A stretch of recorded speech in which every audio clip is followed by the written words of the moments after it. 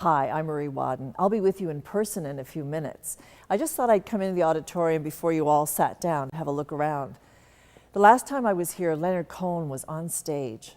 What an amazing concert that was. There is so much history in this school and in this auditorium, and I'm so honored to be chosen as a founder of Holy Heart from the thousands and thousands of graduates that have come from this school. So I guess I should tell you what I've been doing since I left Holy Heart of Mary. That's me in 1971, 40 years ago. Holy Heart was only for girls then. We wore brown tunics with blue blouses. I'm holding a $75 check for a public speaking contest I won. Maybe that's why I became a journalist. You get paid to talk. While the Sullivan Commission was set up to investigate all Yep, aspects that's of me, being transportation paid to in talk. Newfoundland, it's no secret that the recommendations regarding the railway are going to be the most controversial. I was only 23. Obviously, I didn't know how to dress for TV. I got a job at CBC Television after studying history at Memorial University and journalism in Ontario. 5 years out of school, and here I am, acting like an expert on the railway. When I look at this now, I wonder where I got the confidence to go on TV. A lot of bitter railway workers ultimately blamed CN for the deterioration of service in Newfoundland. Aberdeen is known as the City of Granite. I've had great opportunities to travel. Here I am in 1979, just 24, and reporting from Aberdeen, Scotland. We just struck oil in Newfoundland. In Scotland, the oil industry was already well established.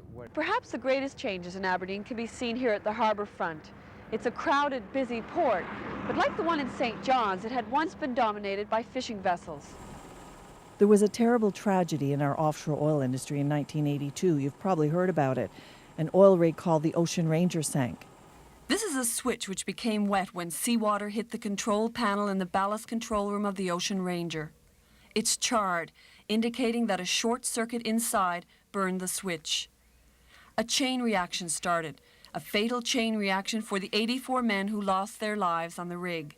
My job for the next 2 years was to cover the government inquiry. The Royal Commission won't be holding any more public hearings until late October or early in November.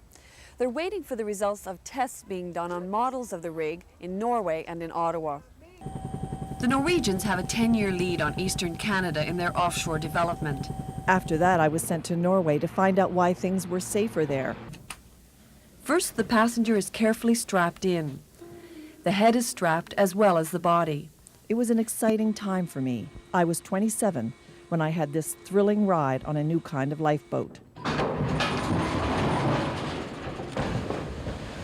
Everybody was saying that, when you dropped like that, it was going to be a very unpleasant experience. But it was over in a few seconds, the chairs tilt back and you hear them unsnapping the cord. And then before you know it, you're in the water.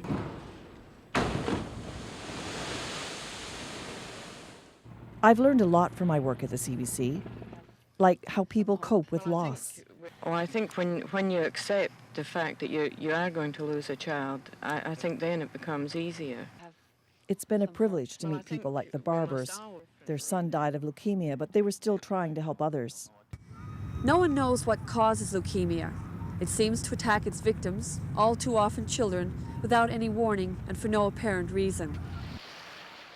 In 1985, I moved to Montreal and worked for television.